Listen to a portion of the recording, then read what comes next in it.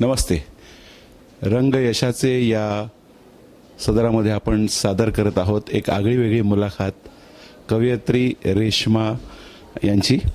आणि रेश्मा कारखानीस हे गेल्या 3 वर्षापासून उत्स्फूर्त अशी काव्यपंक्ती लिहित आहेत आणि जवळजवळ 250हून अधिक त्यांच्या मुखोद्गत झालेल्या आहेत.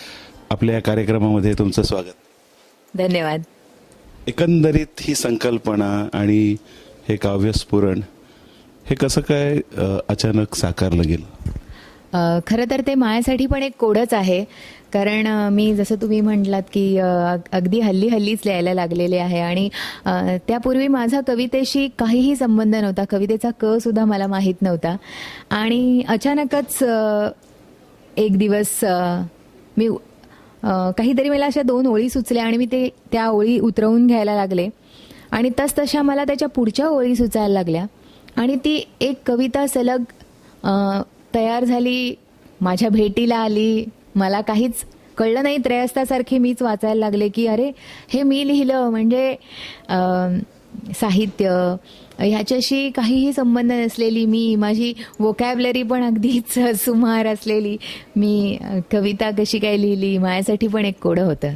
उसासे जरासे तलम होत गेले, मनातील अस्वस्थता थांबली. पुणे जाहले शब्द सारेच केवळ, उरी देखणी शांतता बोलली. तुमच्या कवितेमध्ये प्रतिभेबरोबर एक रसाळपणा, एक माधुर्य आहे, एक आनंद सतत विलसताना दिसतो. तर ही सहज सुंदरता आणि लोकांचा जो प्रतिसाद आहे हा आता गेल्या काही वर्षांमध्ये यायला लागलेला आहे. काय आनंद मिळतो मला?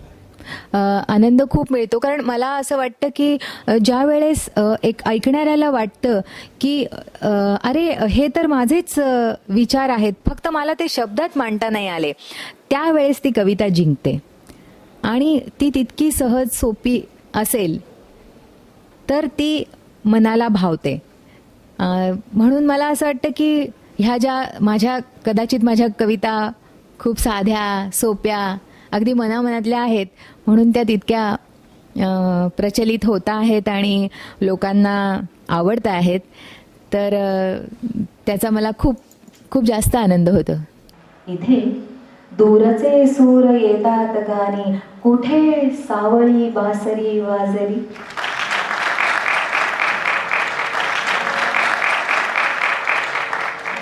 लोकांना आवडतोय तो तुमचा वेगळेपणा, तुमचं चातुर्य जे कवितेतून व्यक्त होत असतं. पण त्याचं सादरीकरणही तितकंच महत्त्वाचं आहे.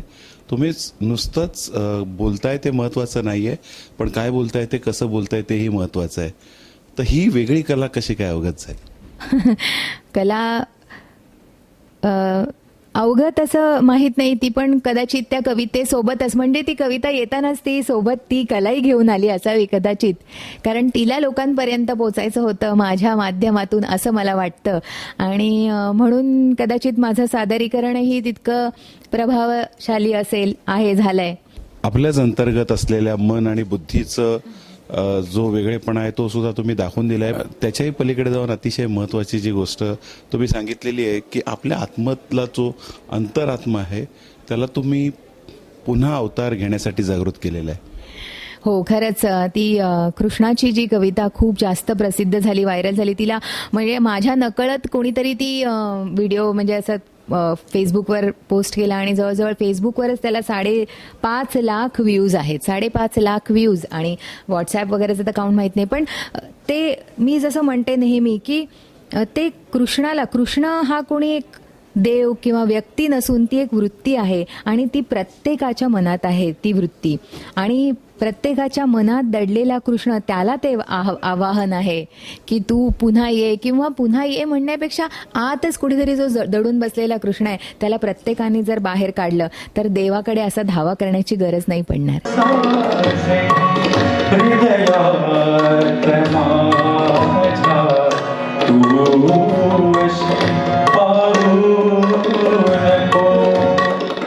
आपण वेगवेगळी वळणं घेत असतो आयुष्यातली आणि एकीकडे वाटत असतं की आता सगळं संपलं, पण लक्षात येतं की तो गोलाकार आहे, मी शून्य आहे. हे काय आहे, ह्याचा वेगळेपणा काय? हो, खरंच म्हणजे जसं मी म्हटलं की आपण स्वतःच्या अस्तित्वाचा वेगळेपणाचा शोध घेत असतो. समुद्रातून विलग झालेला एक थेंब, त्या थेंबातही समुद्राचे सगळे गुण असतात, पण त्या थेंबाला कोणी समुद्र म्हणत नाही. पण जेव्हा तो थेंब स्वतःचा मीपणा टाकून देतो आणि पुन्हा त्या समुद्रात समर्पित होतो, तेव्हा तो इवलूसा थेंबच समुद्र होऊन जातो. त्यामुळे वेगळेपणा, मी कोण, असं ह्या शोधातच तो जो आपलं जीवनचक्र सुरू असतं आणि त्या बिंदूवरून सुरू होऊन पुन्हा त्याच बिंदूवर येऊन संपणारा आपला आयुष्याचा जो प्रवास आहे, तोच ह्या मी शून्यमध्ये मी मांडण्याचा प्रयत्न करते. सर, ते शेवटी तुमच्याकडे जो महासागर आहे तो काव्य प्रतिभेचा, तर आमचे जे दर्शक आणि पाहणारे चाहते आहेत त्यांना एक आवडीची तुमची कुठली कविता ऐकवणार आहात?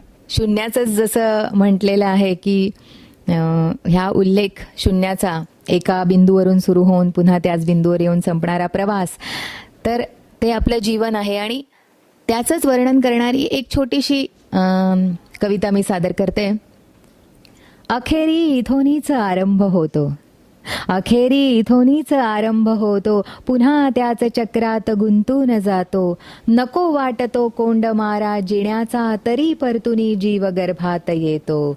अजन्म्यास त्या एकदा भेटण्यासी, अजन्म्यास त्या एकदा भेटण्यासी, न जाणे कितीदा मी जन्मास येतो. उरे तोच तो एक प्रश्नार्थ कोहम, पुन्हा मी स्वतःचा खुळा शोध घेतो. अखेरी इथोनीच आरंभ होतो.